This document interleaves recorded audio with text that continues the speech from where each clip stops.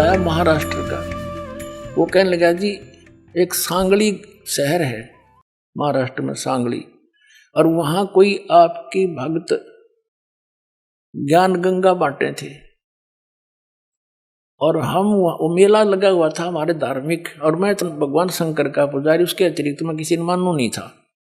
हमारे साथ मेरा भाई था छोटा 10-12 वर्ष का, और हम सारा परिवार मत्था टेकने जावा थे शिव के मंदिर में, बड़ा मेला था वहां का। वह पुस्तक बेच रहा था तो उसमें लिखा हुआ था कौन ब्रह्मा का पिता है, कौन विष्णु की माँ, ये ऐसे ऐसे।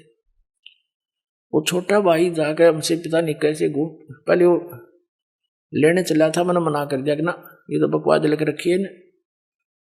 जब तो वो मेरे साथ आ गया, फिर पता नहीं कब निकल कर गया, वो किताब खरीद लिया वहां से, बुक, और छुपा कर रख ली उसने। जब मैं गाड़ी से उतरने लगा तब देखा मैंने वो पुस्तक ले रहा हुआ हाथ में, उसे मैंने छीन ली और मेज पर उल्टी रख दी कि इसके दर्शन भी नहीं करूं। वह रखी रही 2 महीने तक।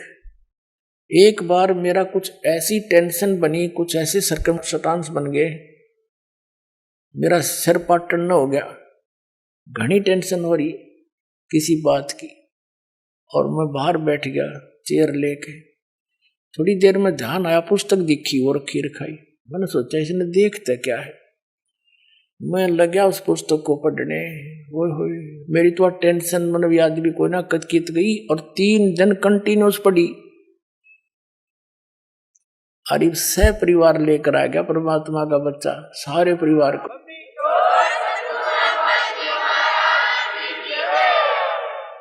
तो ये एक किस्म का परमाणु बन गया ये पुस्तक परमात्मा के ज्ञान की।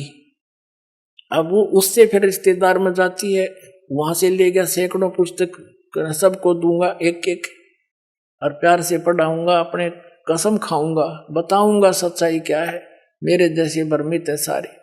तो पुण्यात्माओं, आप सबका दायित्व बनता है यो कि अपने भूला न राह बतावे, और पहले जब बताना जब आपका विश्वास हो जाए कि दास सच्ची कह रहा है, ना भूल के भी इसका जिक्र ना करना जब तक आपका विश्वास ना हो। और विश्वास तो दास करा के छोड़ देगा, कोई बड़का का लेख है, भगवान के बताया हुआ ज्ञान, इसमें इतनी भी मेन मेख नहीं पा सकती, और ये स्वीकार करना पड़ेगा, एक दिन आएगा। तारा मंडल बैठ कर ये चांद बड़ाई खावे, उदय भया जब सूरज का स्यों तारों छुप जावे। अभी तक हम जिस भी देवी देव ने पूजे थे, हमने वो गणाए में मावान लगे था, और परमात्मा के इस ज्ञान की रोशनी में अब ये सभी ज्ञान ऐसे छुप जाएंगे, ऐसे निष्क्रिय हो जाएंगे, निरस्त हो जाएंगे, जैसे रात्रि के समय तारामंडल के अंदर आकाश में चंद्रमा सुशोभित होता है और सबसे ज्यादा प्रकाश युक्त नजर आता है। जब सूर्य उदय हो जाता है वो रहता विद्यमान है, पर उसका अस्तित्व नहीं रहता, हमारे लिए उसकी आवश्यकता नहीं रहती उस समय। तो अब ये सूर्य का उदय हो रहा है। अभी तो ये समझ लो वो देसी भाषा में झोल बोला सा ही है, यानी थोड़ा सा वो सूर्य उदय होने से थोड़ा सा पहले रोशनी होती है। अभी तो इतना होया है यो। अरे देखना जो शिखर में होगा सूर्य, पूरे विश्व में ज्ञान हो जाएगा, ये पूरे विश्व में।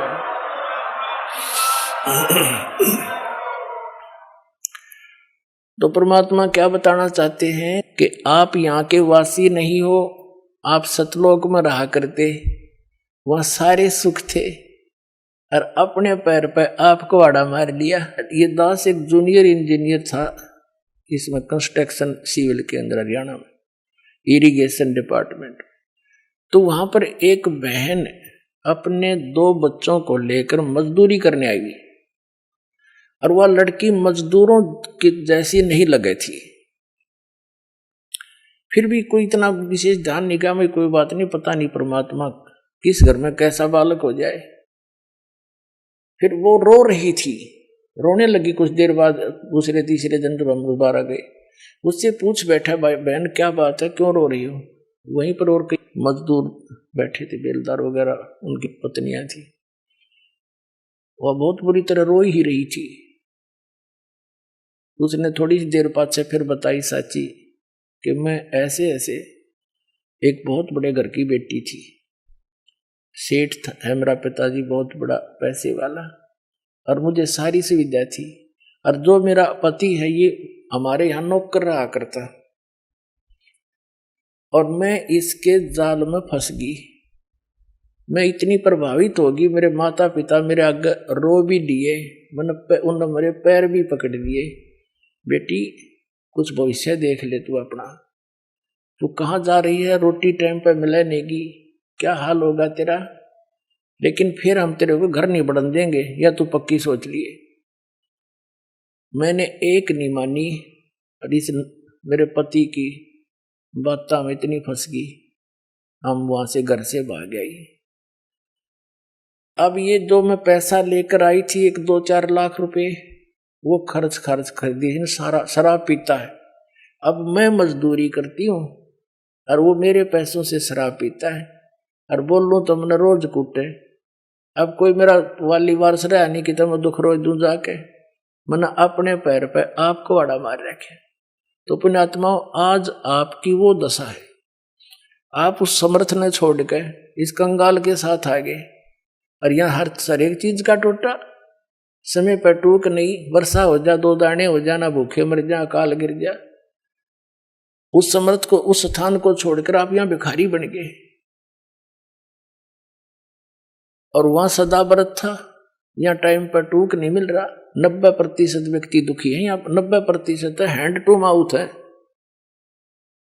और कम से कम विश्व के 20-30 बल्कि 40% आदमी मांस खा के गुजारा कर रहे, मछली कोई खाने नहीं, ये खाने की चीज है, नरे पाप कमाने। तो कहने का भाव ये है पुण्यात्माओं, हम गलत स्थान पाएंगे, या वह वस्तु है ही नहीं जो हमने, जिसकी हमें आवश्यकता है, अति आवश्यकता है। किस किस चीज की आवश्यकता है? तो मृत्यु नहीं होनी चाहिए। अगर हमारी मृत्यु ना हो, हम फिर भी से ढीठ हो रहे हैं, कोई दिक्कत नहीं, तो हाथ भी कट जाए, पाँव भी कट जाए, मृत्यु ना होनी चाहिए। अरिया भी कंपलसरी। दूसरा, बुढ़ापा नहीं होना चाहिए, कोई वृद्ध होना पसंद नहीं करता, सारे होंगे। फिर आप देख रहे हो यहाँ सारी सुविधा चाहिए, बड़ी कोठी, सबकी इच्छा है बड़ी कोठी हो, कार हो, पार्क हो, डली हो, सरोवर हो स्नान करने। तो ये सुविधाएं आप यहाँ खोज रहे हो, जहां 7 जन्म भी 100 असंख्य जन्म नहीं पा सकती आपको। ये सतलोक में है, आपकी ज्यों की त्यों रखी है, वहां आपका सारा सामान सुरक्षित है। लेकिन आपकी बुद्धि कद सेट होएगी जिस दिन आपकी बुद्धि यहां से इस ज्ञान से हटेगी। ये ना सोचना दास कोई एक लोक वेद दंत कथा सुना रहा है, या किसी डोम बाट की गाई हुई कथा सुना रहा है।